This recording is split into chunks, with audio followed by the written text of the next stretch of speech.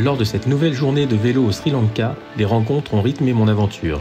Un échange spontané avec un enfant sur une mobilette, une discussion avec un cycliste local et tant d'autres moments partagés avec les habitants. Mais cette journée ne s'est pas limitée aux sourires et aux conversations. Les chemins se sont révélés bien plus exigeants que ceux de ces derniers jours, mettant à l'épreuve ma détermination à chaque coup de pédale. Allez, départ du 3e jour, il est 6h15 et direction Sigiriya pour 95 km à peu près.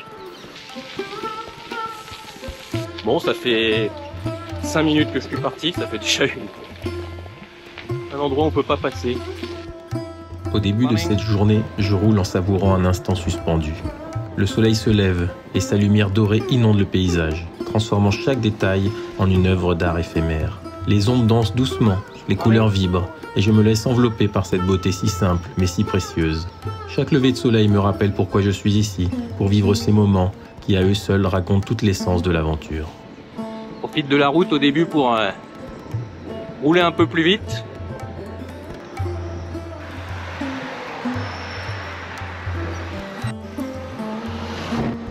Alors là, ça fait 1 heure que je suis parti.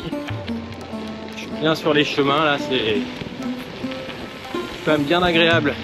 Il commence à y avoir de plus en plus de monts rocheux, là. Ils sont de plus en plus gros. On va en voir un à l'arrivée, le plus connu. Mais ça me rappelle qu'après, il y a la montagne qui arrive.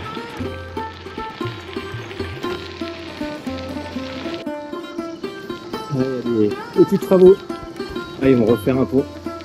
Ah oui, du coup, on traverse la rivière. Bon, aujourd'hui, ça roule plus vite que d'habitude. Ça, j'ai pas... Enfin, si, là, ça fait quelques temps, là, j'ai une portion bitumée un peu plus longue que d'habitude, là, mais au début, c'était pas le cas. Et finalement, les chemins qui sont bien compactés, ça avance vraiment bien. Il y a pas eu de partie un peu sableuse comme j'ai pu avoir. Donc ça fait 1h30 que je suis parti. J'ai fait 36 km. Il en reste que 56. C'est sûr qu'aujourd'hui je vais arriver tôt, peut-être même un peu trop tôt pour avoir la chambre. Peut-être faire des arrêts pour me ravitailler un peu plus souvent. D'ailleurs là il y a un truc, je vais peut-être m'arrêter. Good morning.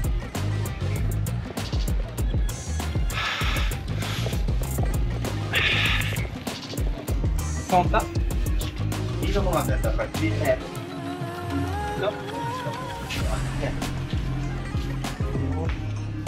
Ah. Yes. Thank you. Thank you.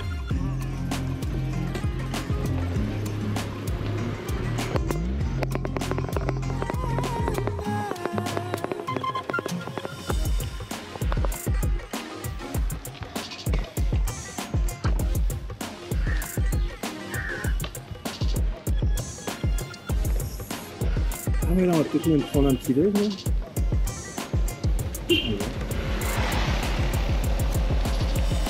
Hello.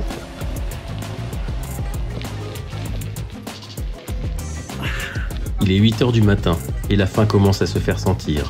Je me dis que j'ai bien le temps de m'offrir une petite pause gourmande. Comme si le destin lui-même s'en mêlait, un petit endroit apparaît sur ma route. Parfait pour savourer une spécialité locale. Un simple arrêt et pourtant un rappel éclatant de la magie du voyage. Que la vie est belle, surtout quand elle se vit au rythme des découvertes. Ok. Thank you. Goodbye. Voilà, j'ai pu prendre un petit samosa pour le... Et là, hop. Un petit samosa pour le petit déjeuner. C'était quand même un peu épicé. Il y a plein de lotus, là il y avait un monsieur qui était parti cueillir les fleurs. Voilà. Sur la route, je me laisse happer par la magie de ce lac. La surface de l'eau reflète la végétation environnante, créant un tableau vivant qui semble bouger à chaque coup de pédale.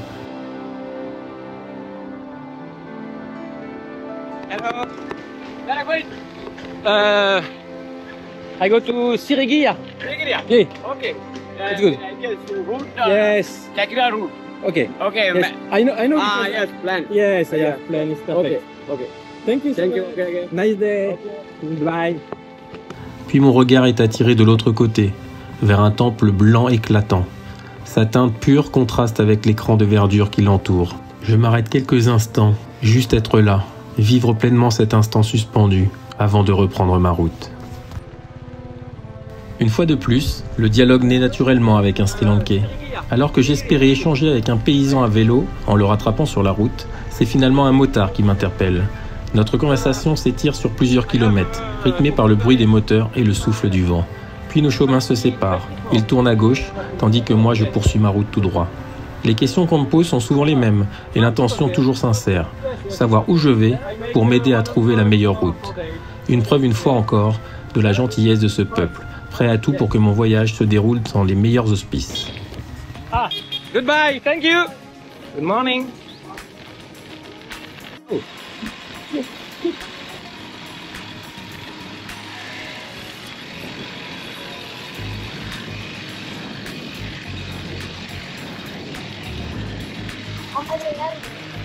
You go? Ah. Bye. Hello? Hi. Tout le long du lac, il y a des fils électriques. Ah oui, là, il y a des trucs, ouais, c'est quoi, les éléphants, ouais. Ah.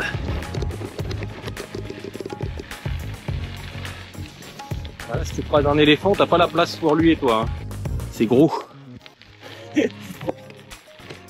Ok. Ah. On va ouvrir l'œil.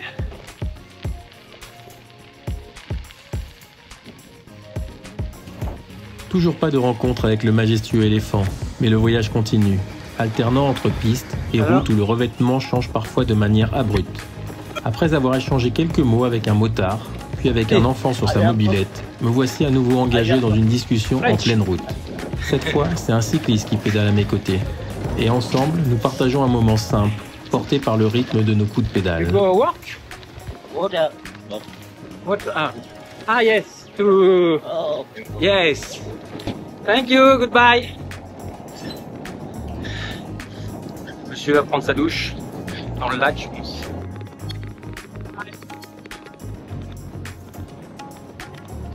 À droite le lac et à gauche les rizières.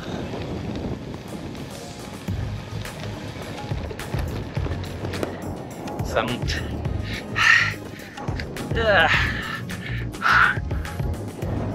Ça commence à monter là depuis... Ouais, ça fait 10 petits kilomètres. Alors c'est toujours une montée assez courte. Je crois qu'il y avait encore des excréments d'éléphants ici.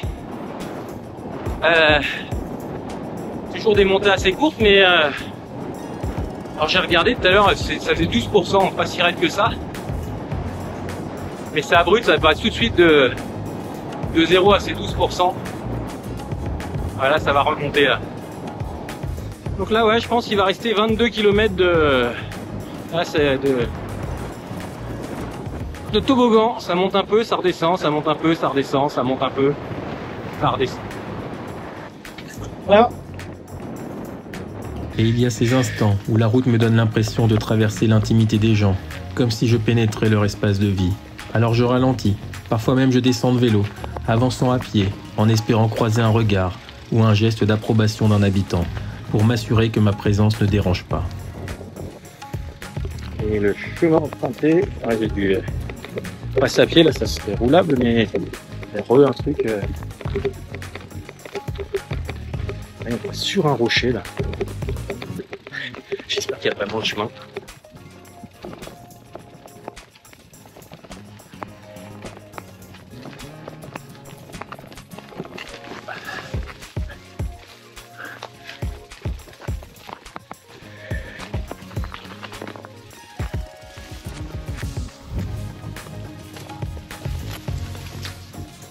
Ah oui, là je sais pas si on peut y aller. Mince.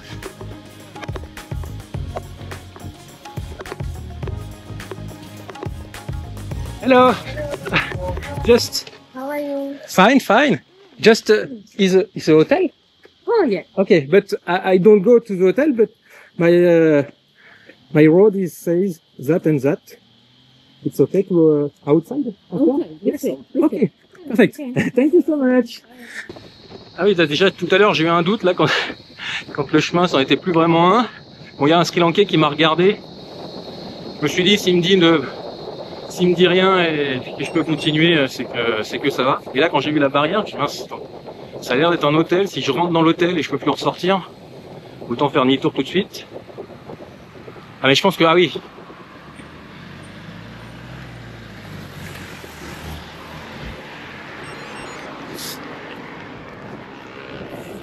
En fait, je ressors là.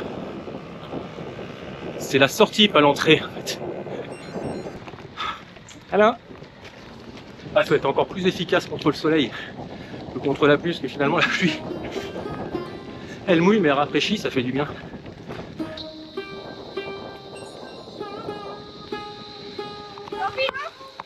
What?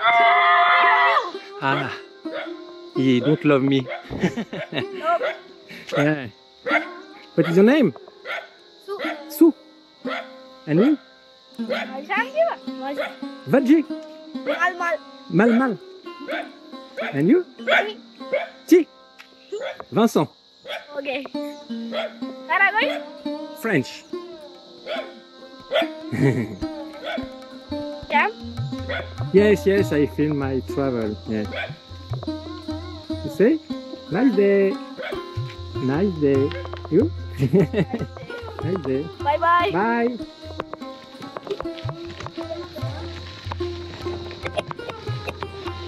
Il est 10 h. Il me reste pas énorme. J'ai fait 78 km.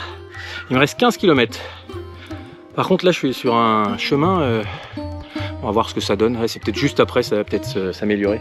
Il me dit de tourner à droite. Et je crois que c'est juste après. Ouais. Là, il y avait un tout petit truc. Je me suis dit, oh là là, c'est pas possible que ce soit là.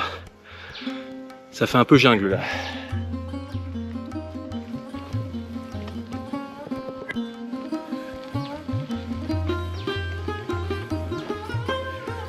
Risque de traversée d'animaux sauvages. Bon, je pense que là c'est pile poil à l'heure où ils sont pas bêtes comme moi. Ils doivent se cacher à cette heure-là. On va rester attentif quand même. Hein. Ah, ça fait du bruit.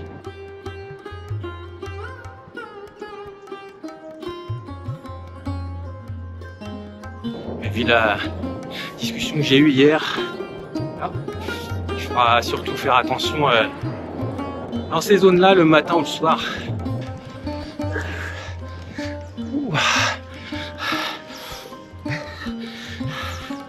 Alors là, on est juste à côté du rocher du lion de Sigiriya. Avec la végétation, on le voit pas. Je sais pas si on va le voir juste après. Voilà. Dans la jungle, je sais pas si on entend tous les bruits, mais c'est impressionnant.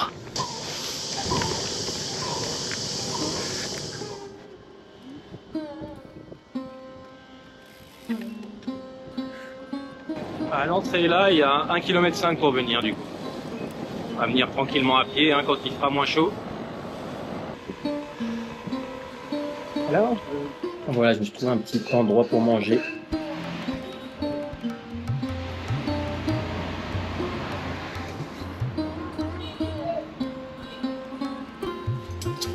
Ça n'a pas suffi. On va goûter le riz aussi. Après un déjeuner bien mérité et bien copieux, l'heure est venue de trouver mon hôtel. Une fois installé, je prendrai le temps de me laver, de me changer et de me reposer un petit moment. Mais pas pour longtemps. À peine 1 heure plus tard, je repars à pied pour parcourir les 2 km qui me séparent du célèbre rocher du Lion. Cette visite tant attendue sera-t-elle à la hauteur de mes espérances? Mon plan est simple. Arriver en fin de journée pour profiter de la fraîcheur du crépuscule et laisser la lumière dorée du soleil couchant sublimer ce site emblématique. Bon, allez, c'est parti pour une petite balade au rocher du Lion. Guilla. Je crois que je prononce très mal encore. Je crois que je suis le seul à venir à pied. Il y avait des gardes barrières et Et il m'a offert un petit truc à manger. J'ai juste demandé si c'était bien là qu'on pouvait y aller à pied aussi. Wild Elephant. Je sais pas ce qu'est le mieux de rencontrer un éléphant quand t'es à pied ou rencontrer quand t'es à vélo.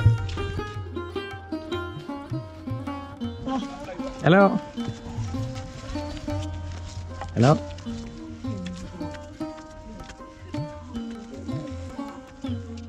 Me voilà enfin arrivé devant ce lieu majestueux, le fameux rocher du lion.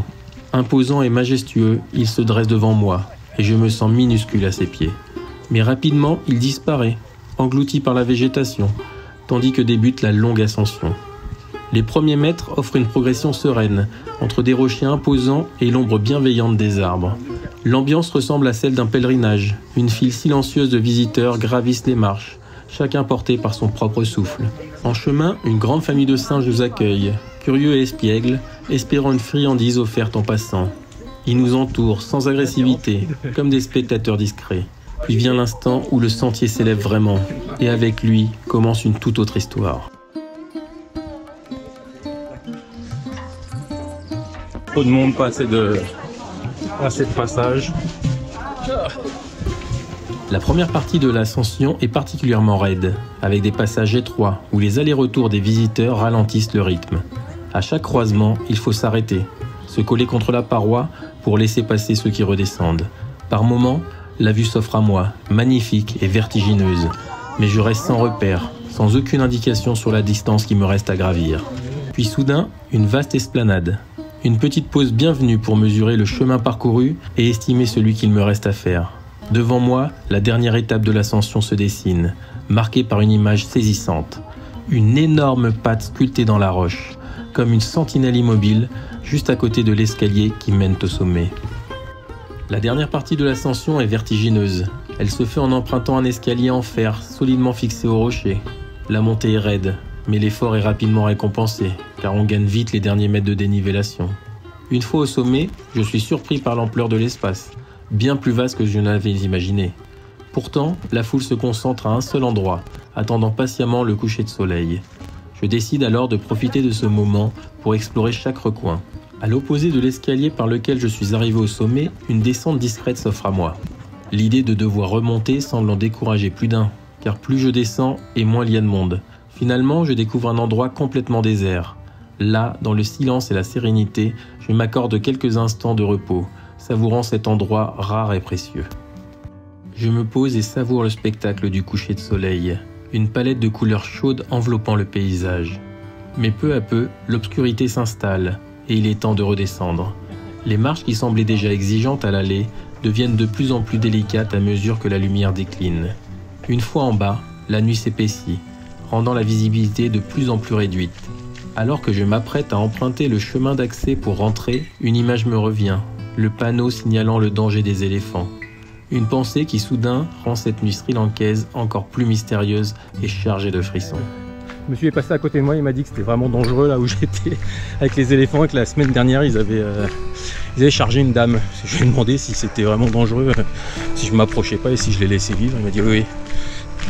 Donc bon ouais, ça sera à prendre en compte là pour la suite des événements. Donc je suis rentré en moto et puis là il me reste pas, je suis arrivé, je suis à 5-10 mètres de l'hôtel. Donc voilà pourquoi j'ai des plans sur une moto.